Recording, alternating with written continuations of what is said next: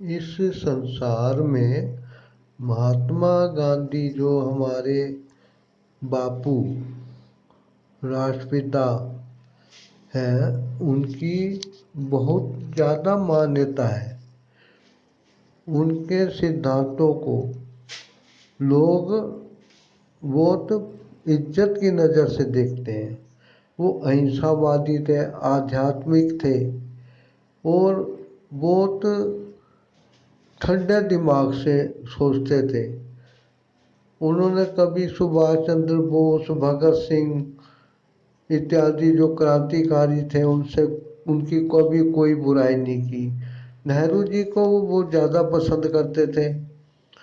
और एक बार की बात है कि इंग्लैंड की महारानी ने अपना दरबार लगाया और अंग्रेज जो लॉर्ड थे बड़े बड़े, उनको कहा कि महात्मा गांधी के जो सिद्धांत हैं उनके कारण हमें दुनिया की बातें सुननी पड़ रही हैं।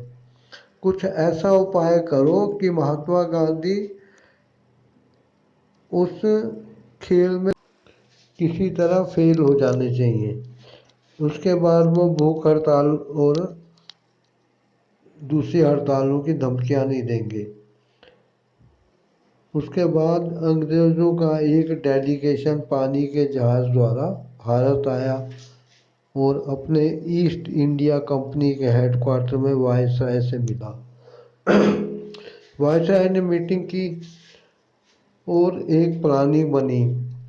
उन्होंने एक सर्कुलर निकाल के रजिस्टर में लिखा कि भारत के जितने भी कर्ता धर्ता नेता हैं जो कि अपने अपने झंडे लेकर अंग्रेज़ों को भारत से चले जाने का अल्टीमेटम देते हैं, वे सब रामलीला मैदान में जमा होंगे।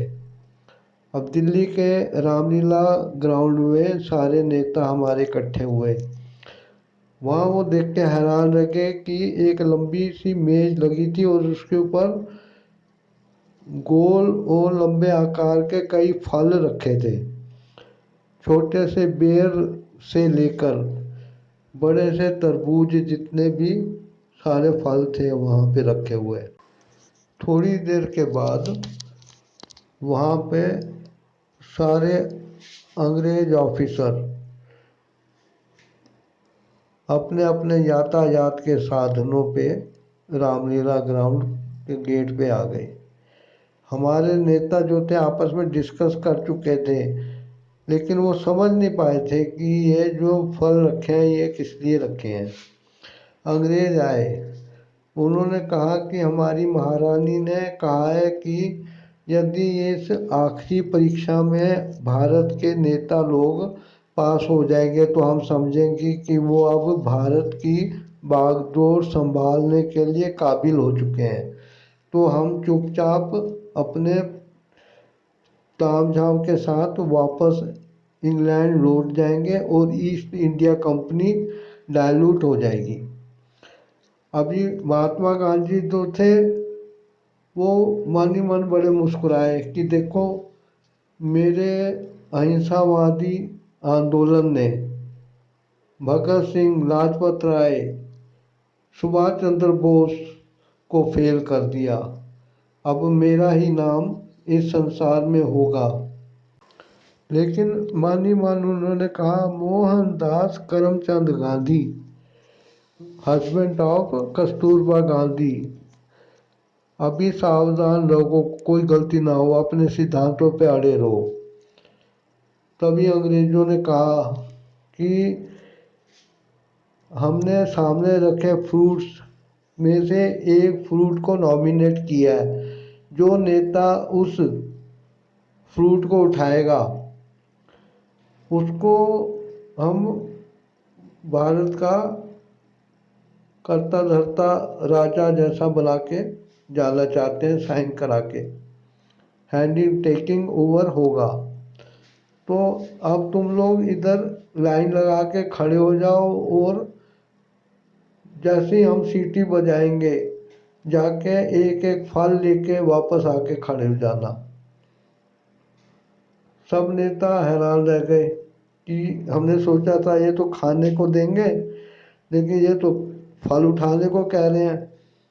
अब महात्मा गांधी जो थे उन्होंने सोचा कि मैं अपने नियमों पे अडिग रहूंगा। मैं क्या करूंगा, मैं तरबूज ही उठाऊंगा। उसी टाइम सीटी बजी और सारे नेता दौड़े।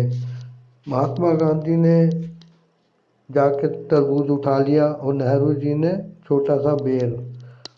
उसके बाद अपने स्थान पे आके खड़े हो गए।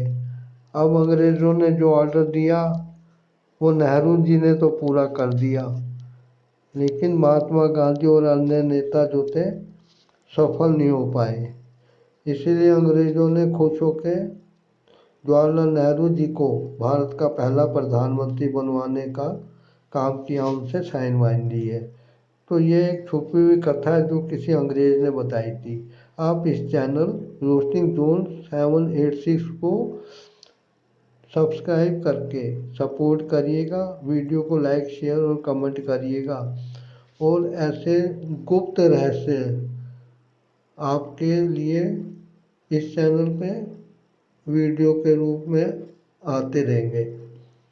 और आप इतिहास से छेड़छाड़ करके जो स्कूल में पढ़ाया गया है उन कहानियों के बारे में